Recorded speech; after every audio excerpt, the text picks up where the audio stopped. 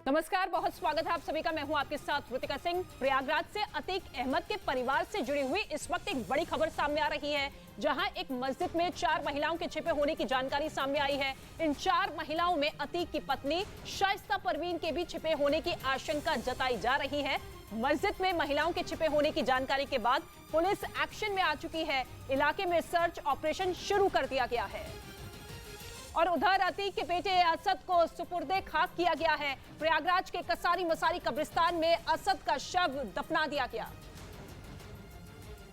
जहां असद के नाना ने उसे दफनाने की रवायत पूरी की, जबकि जनाजे में उसके फूफा समेत करीब 20 से 25 लोग शामिल हुए। हालांकि लाख मिन्नतों के बावजूद पिता अतीक को बेटे के जनाजे में शामिल होने की इजाजत नहीं मिली। इधर गिरफ्तारी के डर से फरार चल रही असद की मां शाइस्ता भी बेटे के जनाजे से दूर रही, जबकि असद के भाई को जनाजे में शामिल होने की इजाजत नहीं मिली। यूपी एसटीएफ ने गुरुवार को असद को झांसी में मुठभेड़ के दौरान मार गिराया था। इससे पहले अतीक के बेटे असद का शव झांसी से प्रयागराज लाया गया था, जहां पहले से ही उसे सुपुर्दे खाक करने की तैयारी की जा रही थी। इसके लिए असद के पुश्तैनी घर में उसके करीबी रिश्तेदार जमा हुए थे, जहां उसके जनाजे की तैयारी की गई थी। लेकिन सुरक्षा कारणों से पुलिस ने असद के शव को घर नहीं ले जाने दिया। असद का शव सीधा प्रयागराज के कसारी मसारी कब्रिस्तान ले जाया गया। असद के परिजन भी पुलिस की गाड़ी से कब्रिस्तान पहुंचे। जनाजे में गैर जरूरी लोगों को शामिल होने की इजाजत नहीं थी। और उधर सुरक्षा कारणों से असद का शव उसके पुश्तैनी घर नहीं ले जाया गया है और असद के पुश्तैनी घर से कब्रिस्तान तक कड़ी सुरक्षा व्यवस्था की गई, जहां जमीन से आसमान तक कड़े पहरे के बीच असद का जनाजा निकाला गया। इस दौरान रैपिड एक्शन फोर्स और पीएसी की 8 कंपनियां चप्पे चप्पे पर तैनात दिखी। एहतियातन असद और गुलाम का शव अलग अलग कब्रिस्तान में ले जाया गया। असद के परिजनों को पुलिस टीम अपनी गाड़ी में कब्रिस्तान तक ले गई। जनाजे में शामिल होने वाले का नाम, पता और मोबाइल नंबर सब कुछ पुलिस ने नोट किया। और इधर असद के सुपुर्दे खाक किए जाने के दौरान अतीक अहमद काफी बेचैन रहा। धूमनगंज थाने के लॉकअप में बंद अतीक अहमद पुलिस के सामने गिड़गिड़ाता रहा और बेटे के जनाजे को देखने की मन्नतें करता रहा। सूत्रों से मिली जानकारी के मुताबिक अतीक फोन या टीवी के जरिए लॉकअप से ही बेटे का जनाजा देखना चाहता था, लेकिन पुलिस की तरफ से अतीक को इस तरह की कोई भी सुविधा मुहैया नहीं कराई गई। और उधर प्रयागराज के कसारी मसारी कब्रिस्तान में बेटे असद का शव दफन हुआ और इधर जेल के लॉकअप में बंद पिता अतीक अपना आपा खो बैठा। सूत्रों के मुताबिक अतीक अहमद अपने बेटे असद के जनाजे में शामिल ना हो पाने की वजह से बेहद दुखी है। बेटे के सुपुर्दे खाक होने की खबर सुनते ही जमीन पर लेट गया और पुलिस को बद्दुआ देने लगा कि बेटे के जनाजे में शामिल होना मेरा हक था। अल्लाह सब कुछ देख रहा है, किसी को माफ नहीं करेगा। मेरे पूरे परिवार को तुम सब खत्म करना चाहते हो। सूत्रों के मुताबिक बेटे के जनाजे में शामिल ना हो पाने से अतीक अपना दिमागी संतुलन खो बैठा और पागलों की तरह हरकतें करने लगा। और इस वक्त की बहुत बड़ी खबर सामने आ रही है। यूपी एसटीएफ ने अतीक अहमद और अशरफ के करीबियों के ठिकानों पर छापा मारा है। एसटीएफ की टीमों ने 11 ठिकानों पर छापेमारी की है। इसके साथ ही बताया ये जा रहा है कि अतीक और अशरफ की निशानदेही पर यूपी एसटीएफ ने छापेमारी की है।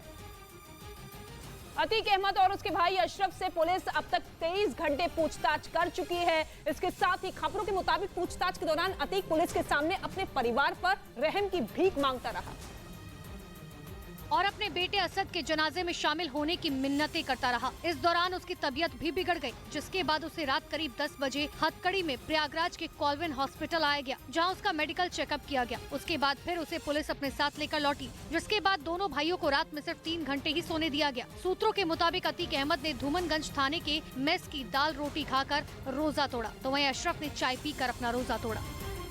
अतीक अहमद और अशरफ की मुश्किलें बढ़ने वाली है। जांच एजेंसियां अब अतीक पर बड़ी कार्रवाई की तैयारी कर रही है। अतीक और अशरफ पर यूएपीए के तहत मामला दर्ज हो सकता है। दरअसल एटीएस ने कल अतीक और अशरफ से 4 घंटे से ज्यादा देर तक पूछताछ की। इस दौरान एटीएस को कई अहम सुराग मिले, जिसमें आईएसआई और पाकिस्तान कनेक्शन को लेकर भी कई सुराग मिले। खबरों के मुताबिक पाकिस्तान के पंजाब प्रांत के हथियार तस्कर से एटीएस ने जानकारी जुटाई, जिसके बाद अब एटीएस अतीक और अशरफ पर यूएपीए के तहत मामला दर्ज करा सकती है।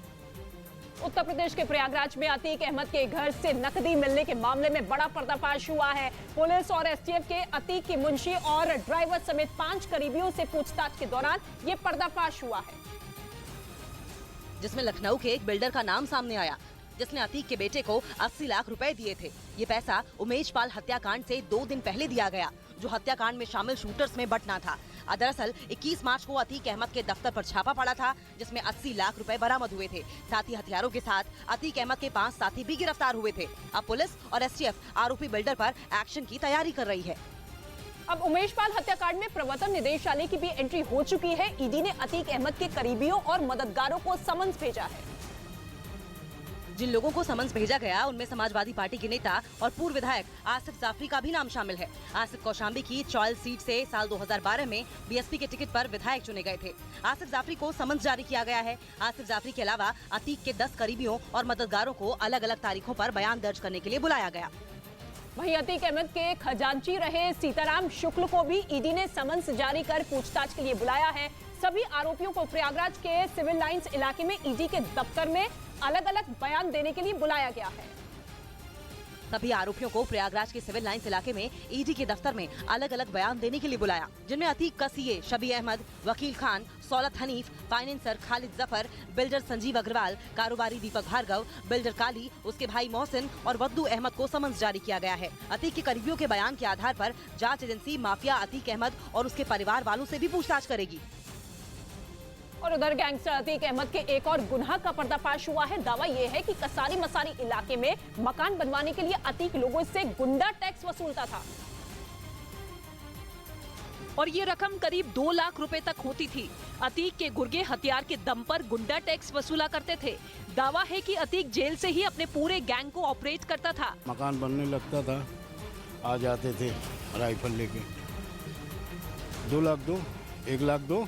यही नहीं, अगर किसी ने अतीक के गुर्गों को गुंडा टैक्स देने से मना किया तो अतीक उसे डराने के लिए जानलेवा हमले करवाता था। और इस बीच पुलिस ने उमेश पाल हत्याकांड में इस्तेमाल किए गए हथियार बरामद कर लिए हैं। सूत्रों के मुताबिक यूपी के कौशाम्बी से ये हथियार बरामद किए गए हैं।